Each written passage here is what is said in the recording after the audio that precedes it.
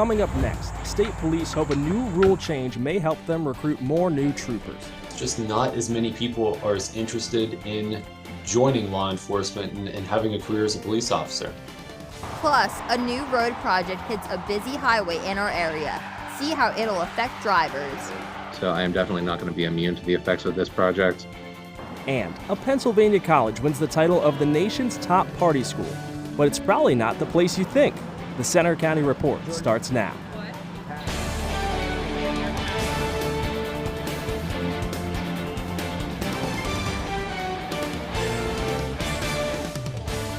Good afternoon, I'm Paige McCarrick. And I'm Matt Scalzo. Thanks for joining us for the Center County Report. Our top story, a new rule aimed at fighting the trend of dropping police officer applications. It's been about a month since the governor's rule change. Reporter Olivia Jean shows you what the numbers are showing so far. Left, right, left. A month into new state police hiring rules, Pennsylvania is already seeing a big difference. We're excited to see the increase in applicants that we received in the month after that announcement was made. The change? The agency is now accepting applications without requiring college credit as in the past. It comes after a decision by Governor Shapiro to take away the requirement for 92% of state government jobs. We all agree that this flexibility will allow us to recruit more well-qualified applicants to be the next generation of police officer, of state trooper here in Pennsylvania. Since the change, more than 1,200 people have applied during this hiring cycle, almost half without college credit. That's compared with a total of 1,745 applicants in all of last year's hiring cycle. We think that allowing this pool of applicants to become more competitive is going to be a really good thing for the department in the long run. Pennsylvania isn't the only state facing law enforcement hiring hardships. Nationally, resignations increased 40% from 2020 to 2021, according to the Police Executive Research Forum. Retirements spiked too, as many now see the job as too dangerous. It's left agencies with job openings and a search for solutions. Mark Threeton is a professor of workforce education at Penn State. He says college isn't the only path to success anymore. We've had to look at innovative ways to build the workforce that's so needed to keep law and order, peace and safety. Under President Biden's Infrastructure Act, 90% of jobs created under the law won't require a college degree. The governor agrees. We've worked very hard to break down barriers to create real opportunity for Pennsylvanians who want to succeed. Critics argue the application changes will dilute candidate quality. Training programs, quality training programs can really serve their purpose. And the state police say all candidates go through an extensive 28-week training. The qualification has simply changed. The entire rest of our hiring process, training processes have not changed. The agency says so far, they believe dropping the college requirement has been a positive move. In State College, I'm Olivia Jean for the Center County Report.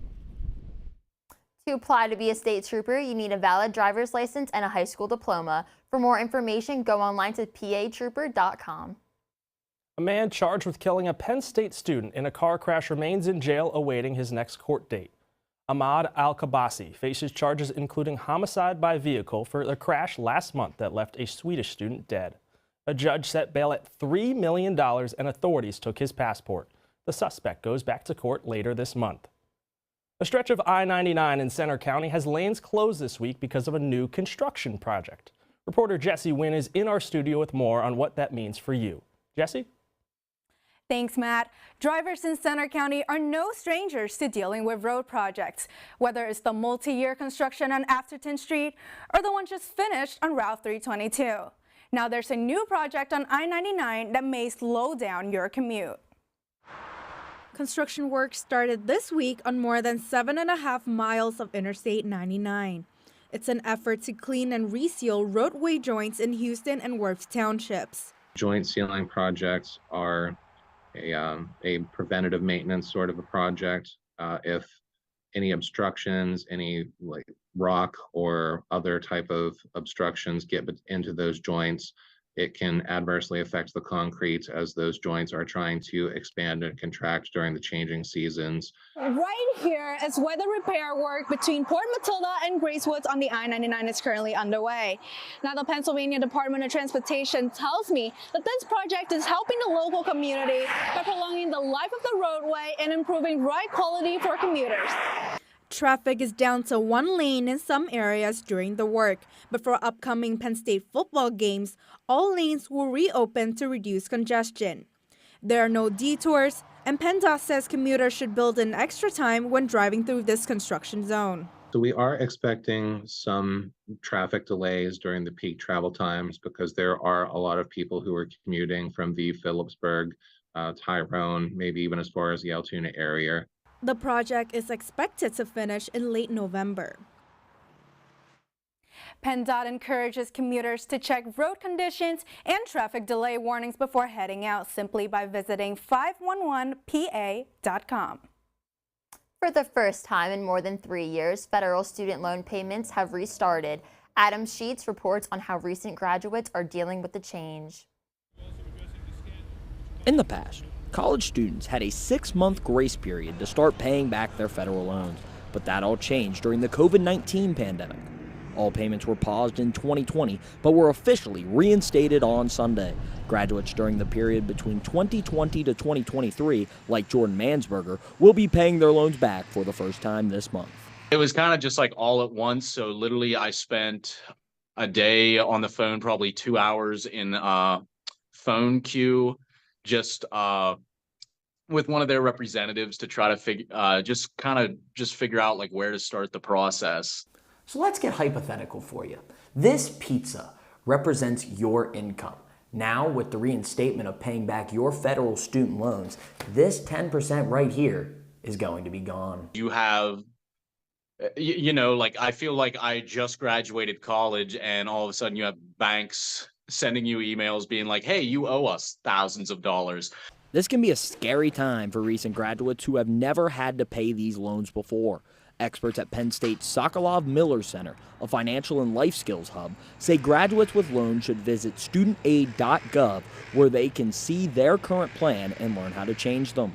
They recommend students use the SAVE plan, which is based on income and takes 10% of what you earn each month to slowly pay back those loans. Reporting in University Park, I am Adam Sheets for the Center County Report. You should have received a billing statement or other notice at least 21 days before the bill's due date. If you didn't get one, contact your student loan service. Pennsylvania U.S. Senator John Fetterman has introduced legislation that would cancel school lunch debt nationwide. Fetterman says that debt is more than $200 million, with $80 million here in Pennsylvania alone. Under the national meal programs, the government subsidizes meals for low-income students. Some get free meals and others get reduced price meals. Small business owners are happy about the return of Pop-Up Avenue in downtown State College for the first time in 4 years. Angelica Rubin reports. Live music, vendors, and even a beer garden. Center County's Pop-Up Avenue is back in downtown State College. The free outdoor maker and vintage market was last held in 2019, before the pandemic. It's kind of like having a wedding, and we get to see all our friends and all the community come out, so we really missed it. Brad Grosnick and his wife created Pop-Up Avenue in 2016 after leaving New York City and moving back to State College. In New York City, we used to go to these like Brooklyn Flea or Long Island City Flea, and that's what we would do on the weekends, and we were just surprised that something like this didn't exist yet here. Hosting 38 vendors from across Pennsylvania, Pop-Up Ave prioritizes small businesses with affordable prices. I actually teach entrepreneurship at Penn State, so I have a big part of my passion, my why is helping helping entrepreneurs. One of those entrepreneurs is Penn State senior Kelsey Lauer, founder of Cloven Sprig and a vendor at this year's market. Lauer was a student in Grosnick's class when she came up with the idea for a homemade candle making business. I've always wanted to learn how to make candles, so I just threw myself into it and ended up with $1,000 at the end of the semester in profit. Lauer has turned that dream into a highly profitable business, one she'll continue after graduation. I enjoy making them, and I enjoy seeing people who enjoy them. So that's really why I do it, just to, spread that happiness that people have when they smell them. And the economic benefits help too. Grosnick says many businesses, including Lauer's, that began during the pandemic, benefit from in-person connections. We do this on the side. This is not a full-time job. This was just something we did with the community and loved to do. In State College, I'm Angelica Rubin for the Center County Report. Organizers say about 4,000 people attended this year's Pop-Up Ave, a new record for the event. Enjoy this warm weather because a big change is on the way. We check the 7-day forecast next. Plus, could you run 4 miles every 4 hours for 48 hours straight? Also coming up, a national survey names the nation's top party schools in Pennsylvania, but not Penn State, Pitt, or Temple. So, I'm kind of new here, but I've noticed a trend. My human does this funny thing where she goes around and gets all my toys, and then she hides them in that basket by the door. But it's always the same basket, and it's always in the same place. And then she acts so surprised when I find them, but, she's putting them in the same basket. Again. It's like, hello, that's where you put it last time. You were the worst at hide and go seek.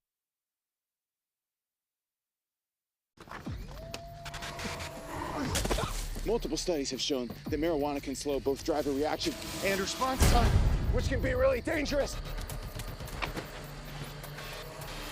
He's here. He's here. Wait. What? I can't drive. Why? My. Oh.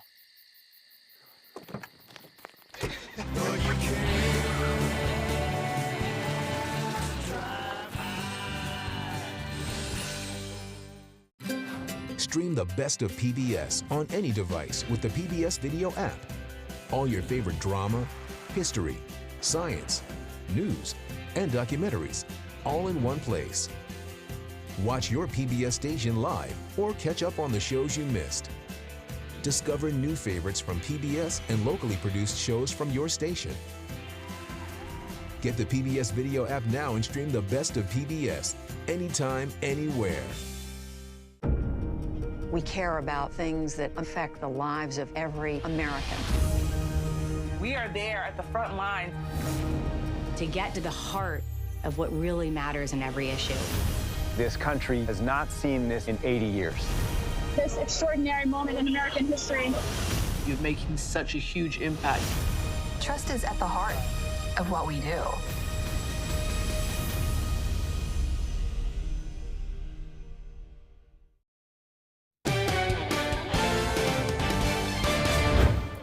A new national list claims the top party school in the U.S.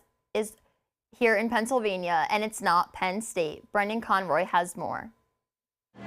Plenty of people describe Penn State as a party school, and probably for good reason. But according to the Wall Street Journal, the nation's top college when it comes to partying is another Pennsylvania school, Indiana University of Pennsylvania. The Journal did a national survey to find the college with the best nightlife, and IUP came out on top. Doesn't matter which bar you go to, but every single one, there's live everywhere you go. So just saying hello to someone, I'll be friends with them and I'll know them for the next 1,000 years. The university's smaller size, just over 12,000 students, apparently doesn't put a damper on the bar scene in the borough of Indiana. Population, 13,000. Now, the title of #1 party school in the U.S. doesn't come for just any reason for the students here at IUP, but because of places, establishments, and restaurants like Wolfie's, and the people that are always around here as well. There are lots of popular choices here in town for college students. It's a college town, but it's also a small town with a college in it. So you get a lot of regulars like that have nothing to do with the college, that just like the small town atmosphere, More than 60,000 students nationwide responded to the Wall Street Journal Party Survey. In Indiana, I'm Brendan Conroy for the Center County Report. No other Pennsylvania colleges made the top party school list. A fundraising event for Penn State's Thaw and Dance Marathon has raised over $20,000.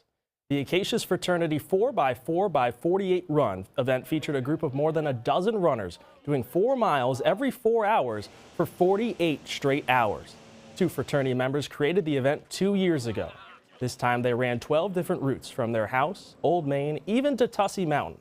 Penn State senior Greg Reynolds says it's not for them. It's for kids with cancer who wish they could be running around all day. So when we're doing this, we might be hurting, but we're doing this for the kids because they would love to be running around with their friends, and we get the opportunity to run with our friends. So we do it for them, and we do it with a smile on our face. Thon raises millions for childhood cancer research and family support. It's set for February at the Bryce Jordan Center.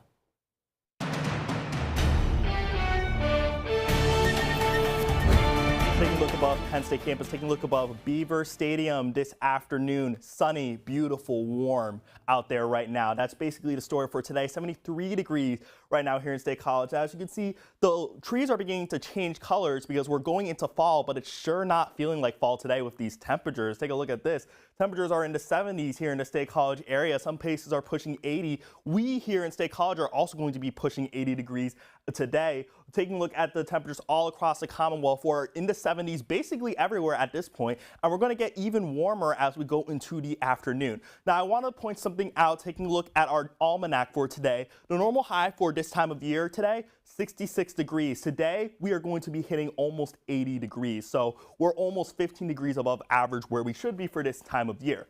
Now, taking a look at the local radar from the Mid-Atlantic all the way up to the Northeast, where sunny skies were clear all across this portion of the country. And we're going to be staying clear as we go into this evening. As you can see, we're in the 70s. Harrisburg is 80 degrees as of this evening, 81 degrees in Philadelphia. And as we go throughout tonight into tomorrow, very similar day we're going to be having tomorrow. Temperatures are going to be far above average. It's going to be feeling like a nice summer day, and it's going to be mostly clear out there.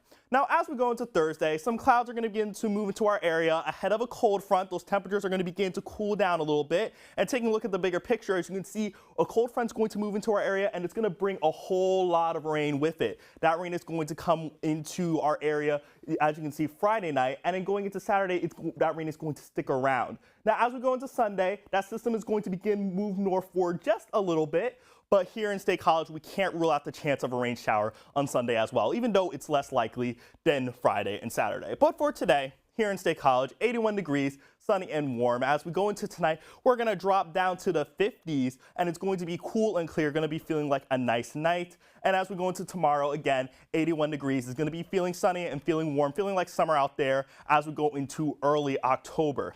Now let's take a look at our 7-day forecast for today and tomorrow. 81 degrees, beautiful sunny skies, going to be feeling very summer-like. Clouds will return as we go into Thursday. That cold front's going to begin to move into our area, and the temperatures will begin to cool down. As we go into Friday, we're going to drop to the 70s, and then Saturday and Sunday, we have that rain around, and we're going to drop down to the 50s, right on where we should be for this time of year. Going into Monday, temperatures will be in the 50s once again, but the rain is going to move on out of here, but will be mostly cloudy for Monday. Those are really great temperatures for the fall. I enjoy the summer weather, but I'm ready for that fall football weather that you also get with playoff baseball. And with that in mind, we'll head over to sports. Yeah, it might be cooling down across PA, but the Phillies are looking to heat up as they open the playoffs tonight, looking to find the same magic from a season ago. Also ahead, the Penn State Nittany Lions head into their bye week still unbeaten after a road trip to Northwestern. More on the big win after the break.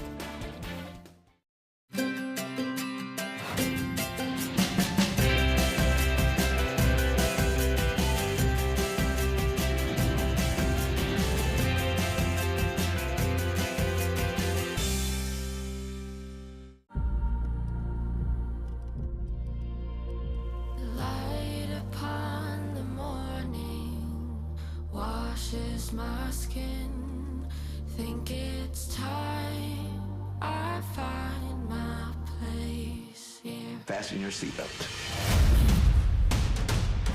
You're taking my breath away. Float like a butterfly, sting like a bee. Amazing. Well, what are you waiting for? You belong here. This is your home. What is your sense now of the humanitarian situation? This is making me emotional.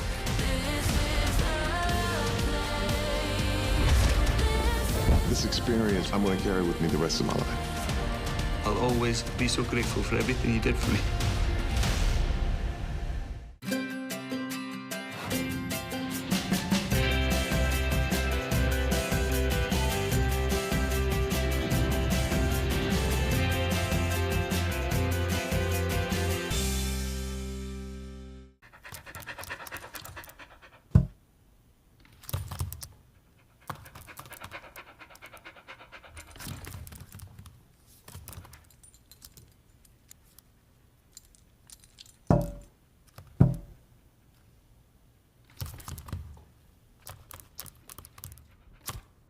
There's a shelter pet who wants to meet you. Meet one today.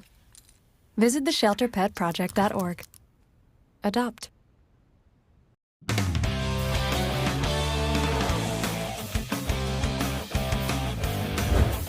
I'm Adam Sheets with sports. The unbeaten and 6th-ranked Penn State Nittany Lions get a break this week with their bye week. That's after a road win at Northwestern, where they overcame a slow start. The 6th-ranked Nittany Lions hit the road on Saturday to battle Northwestern in a conference showdown. The Wildcats took a lead early, and quarterback Ben Bryant added a rushing score to give them a 10-3 lead late in the second quarter. The Penn State offense answered quickly as running back Trey Potts scampered for a 13-yard score, his first rushing touchdown of the season, tying things up at 10 apiece. Then in the third quarter, Penn State started to roll as quarterback Drew Aller sneaked his way into the end zone to give Penn State its first lead of the game. Later in the third, Drew Aller found running back Nicholas Singleton for a 2-yard score and pushed Penn State's lead to 27-10 heading to the fourth quarter. The Nittany Lions put a bow on the game when backup quarterback Bo Perbula found Trey Potts wide open for a 30-yard score. The Lions won 41-13 and moved to 5-0 on the season. Penn State has now won 10 straight dating back to last season. They return to Beaver Stadium October 14th when the Lions host UMass for their homecoming game. Speaking of homecoming, to high school football we go. It was homecoming weekend in State College as the Little Lions hosted Central Dauphin East. After the Whistle reporter Esteban Marenko has more on that game. State College is on the ropes coming out of the gate. The game started off with CV East taking control with 10 quick points.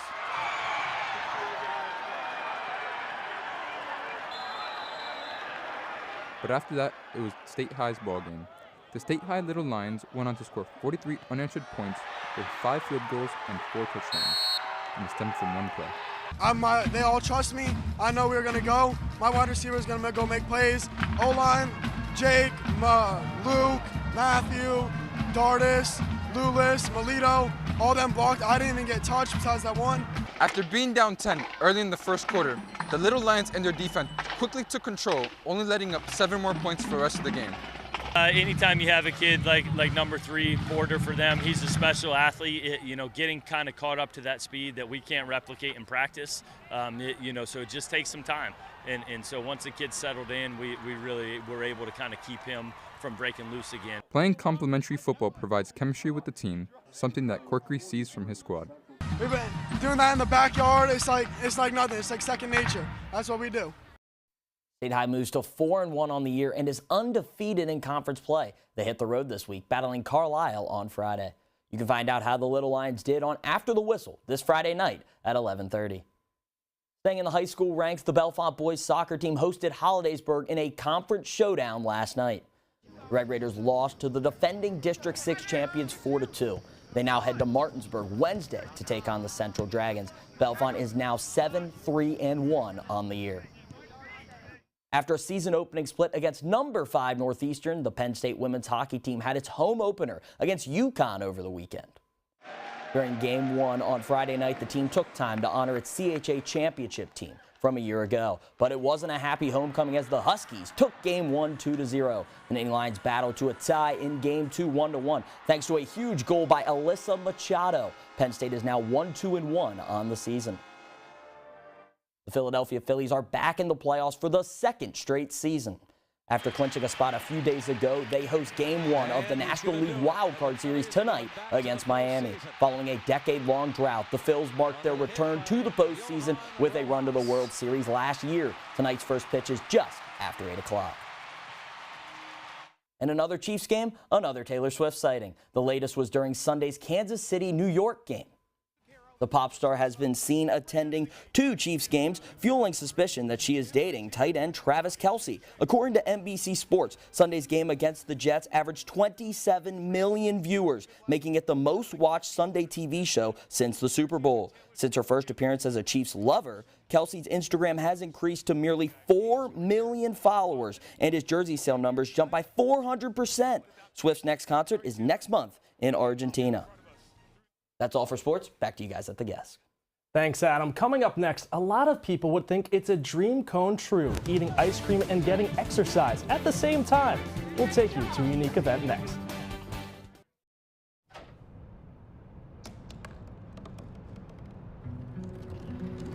They said I couldn't dream.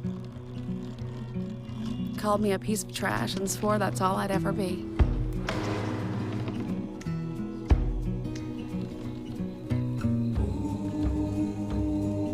Said a bottle couldn't see the ocean.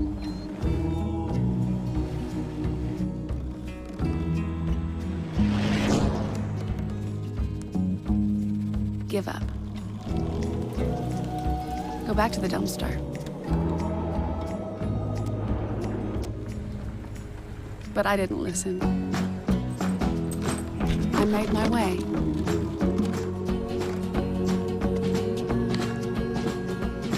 And now, I am what I've always wanted to be.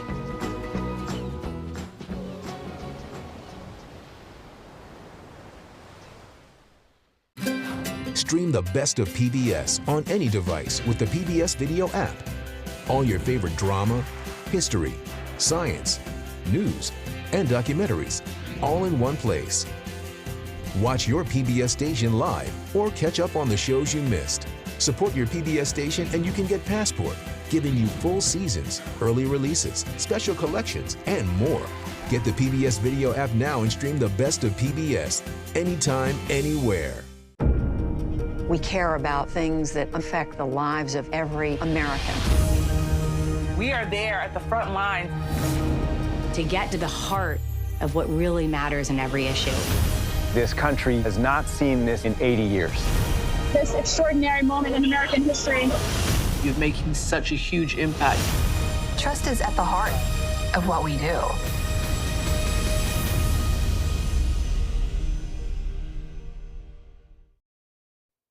Penn State's University Park campus hosted an event where people could enjoy ice cream and burn some calories at the same time. The annual Ice Cream Mile Run kicked off Sunday at the IM Fields. Students competed in a 4-lap event where after every lap, they eat a cup of ice cream. The intramural building partnered with Berkey Creamery to create this event for runners to get some fresh air while eating a tasty treat. Organizers took some inspiration from other food-related events around the country.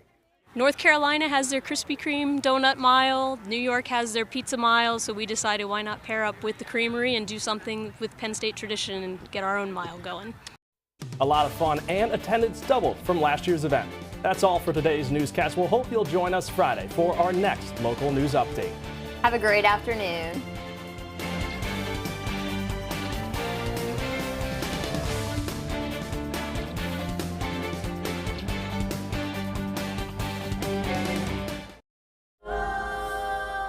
This is a moment. There's a whole wide world out there. This is a battlefield. The river is the most important part of nature. Humans have never done this before. So many senses have come alive. We go with what the environment gives us. We are supposed to protect it. It's a real drama, and it's unfolding right in front of you.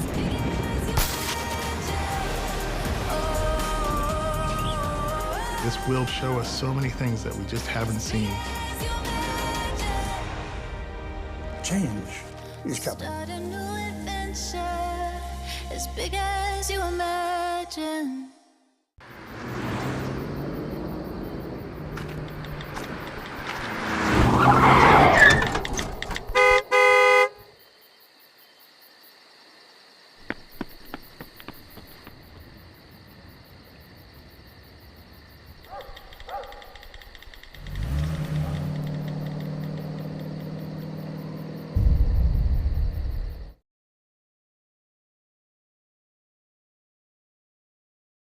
So you see, son, good manners are important. Should I go through it again? Yes. Yes, please. Yes, please. Exactly. Always say please, thank you, you're welcome, excuse me, sit up straight, hold doors open for ladies. If the door's locked, knock first. Don't burp, don't swear, don't stare, don't use bad language, or talk with your mouth full. Keep your elbows off the table. What table? And don't interrupt. Cover your mouth when you cough or sneeze. On the bus, give your seat up to anybody who has trouble standing. Bottom line, treat others the way you want to be treated. Got it? Got it. Good talk. Most parenting is hard to do in just 2 minutes. But 2 minutes twice a day making sure they brush is easier, and it could help save them from a lifetime of tooth pain.